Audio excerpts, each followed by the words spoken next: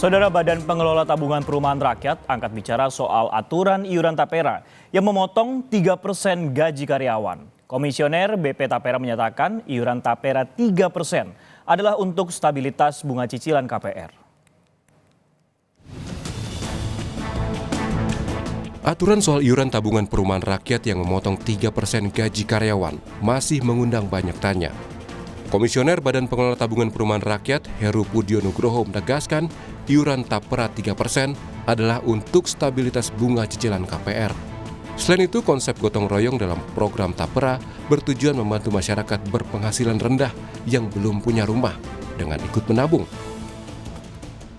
Yang itu aspek sustainability-nya kita jaga, ya, jangka panjang, gitu ya, untuk bisa membantu pembiayaan perumahan bagi MPR agar bisa memiliki rumah yang layak dan terjangkau. Ya, tentunya kalau nanyanya sampai berapa lama waktu bisa punya rumah, ya kita harus berhitung juga dari dana yang ya kita optimalkan, ya, karena prinsip dari Tapera sendiri adalah atau BP Tapera adalah collecting, growing, dan distributing. Kan ya untuk membantu kemanfaatan KPR-nya supaya penerima KPR-nya peserta yang belum memiliki rumah dapat fasilitas KPR dengan bunga yang sangat terjangkau. Sementara itu, Menteri Keuangan Sri Mulyani belum berkomentar banyak soal tata kelola iuran Tapera. Sri Mulyani menyebut akan menjelaskan sekaligus melakukan sosialisasi soal Tapera dalam konferensi pers Jumat siang. Gitu Bu Ani, sedikit aja Bu Ani. Sedikit aja Bu, mau konfirmasi masalah Tapera itu Bu Ani, karena kan banyak yang tata kelolanya dipertanyakan. Jadi proses tata kelolanya gimana Bu? Itu jadi pertanyaan Bu. Bakal dievaluasi, katanya diminta sosialisasi Bu sama Erlangga Bu. Bu nggak takut daya beli keganggu itu Bu? Besok konferensi ya di istana. Besok ada konferensi pers soal itu. Nailul Huda, peneliti Center of Economic and Law Studies, Celios, menilai tidak semua pihak dapat merasakan keuntungan dari iuran Tapera. Sebagian masyarakat bisa saja menghasilkan banyak keuntungan ketika menaruh uang di instrumen investasi lain ketimbang Tapera. Jadi tidak semua pekerja itu sebenarnya dia merupakan dia pengambil manfaat dari Tapera gitu. Ada yang dia memang tidak mengambil manfaat dari Tapera. Dan ini yang kita sebut sebagai investasi gitu. Itu yang tidak mengambil itu yang di atas 8 juta berarti ya? Artinya yang masyarakat mampu? Iya, yang masyarakat mampu. Dia tidak mengambil Tapera, dan ini mereka hitungannya adalah investasi. Tapi investasi yang nggak liquid gitu. Nah ini yang kita pertanyakan gitu kan, bahwa apakah sudah dihitung dengan adanya opportunity cost tentunya. Ketika tidak liquid ini kan menimbulkan opportunity cost kan. Ketika kita butuh uangnya, ketika kita ya ada bisa bilang kebutuhan mendadak, kita nggak bisa mengambil. Baru bisa mengambil ketika kita pensiun dan memasuki umur 58 tahun. Itu kan sebuah kebijakan yang menurut saya tidak wajib. Undang-Undang Nomor 4 Tahun 2016 tentang Tabungan Perumahan Rakyat direvisi melalui PP Nomor 25 Tahun 2020. Tapera tidak hanya diperuntukkan untuk PNS, tapi semua pekerja yang memiliki penghasilan senilai upah minimum wajib jadi peserta Tapera. Lalu kembali direvisi melalui PP Nomor 21 Tahun 2024 pada 20 Mei 2024. Dalam PP 21 Tahun 2024 Pasal 15 disebutkan bahwa besaran simpanan peserta ditetapkan sebesar 3% per bulan dari gaji atau upah peserta dan penghasilan untuk peserta mandiri. Peserta pekerja ditanggung bersama pemberi kerja sebesar 0,5% dan pekerja sebesar 2,5%.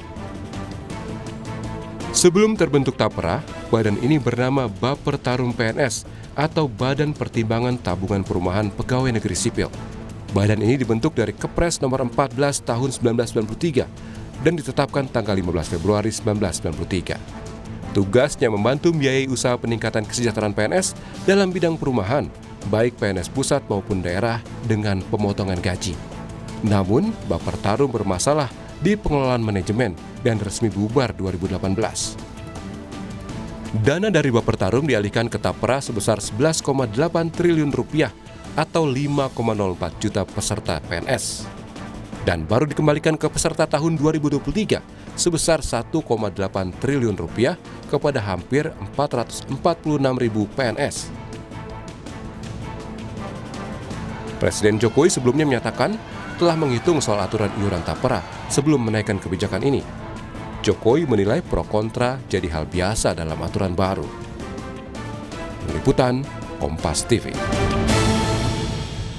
Saudara, pro dan kontra soal aturan iuran tapera muncul di antara masyarakat, utamanya para pekerja. Mereka menilai aturan ini memberatkan dan harus dikaji ulang. Tidak efektif lah, gitu. Dan terlalu cepat untuk mengambil keputusan seperti ini. Gitu. Harusnya kan diinformasikan dulu ke masyarakat atau kemana. Jangan langsung itu. Ya memang sih, ya ada pro kontranya itu sampai kalau saya sih nggak setuju aja. Kalau buat saya pribadi sih agak kurang ya, karena kalau kita yang udah punya rumah sendiri kan kayaknya nggak efektif lah gitu. Mungkin kalau untuk yang lain-lain, mungkin yang mereka lebih oke lah, belum ada rumah, yang masih single mungkin kayak gitu oke lah. Sejujurnya sih nggak setuju ya, karena harusnya tapera itu harus untuk pekerja-pekerja yang masih single gitu, yang fresh graduate gitu, dan itu sangat mungkin akan membantu ya. Kalau untuk kami yang udah berkeluarga, kayaknya nggak cocok deh gitu. Apalagi saya sudah punya rumah gitu kan.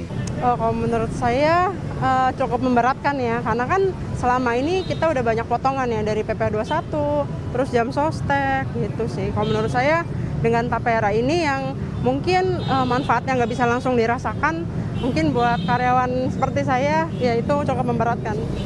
Kalau menurut saya sih kurang tepat aja ya, karena dari perusahaan juga kita juga udah banyak banget potongan-potongan dari perusahaan, entah itu dari BPJS, tenaga kerja, sampai asuransi gitu. Menurut saya sih ya kurang tepat aja sih untuk 3% tersebut. Menurut saya pribadi cukup sepertinya akan memberatkan baik itu PNS, pegawai BUMN maupun swasta lainnya, karena ada potongan-potongan lainnya yang kita butuhkan. Nah, selain tapera itu kan kita juga udah ada potongan lain nih seperti BPJS dan lainnya.